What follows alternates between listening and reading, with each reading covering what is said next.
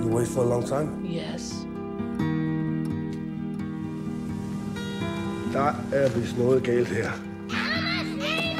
Hvor er det der, Pelle? Lukas! Hej. Kigger du lige ind et øjeblik? Hvad er det for noget? Hvad er det, der er skidt? Ja, det kan jeg ikke sige. Måske det bedste, at du tager fri et par dage, ikke? Så kan vi få det her på plads, sådan stille og roligt. Hvad har hun nu fundet på, den lille bandit?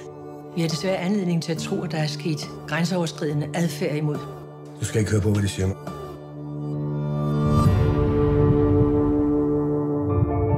Jeg kender min lille pige, og hun lyver ikke. Så hvorfor skulle hun lyve nu? Hvad laver I her? Hvad sker der? Hjem igen, Lukas. Du kan ikke få noget her. Jeg har ret til at købe ind her. Jeg kan godt gå og se. Det er min bedste vens datter, det ved du godt, ikke?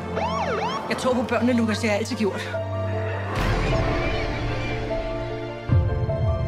Hvis du rører min lille datter, Sindssygt eller hvad? så får du en kugle i panden.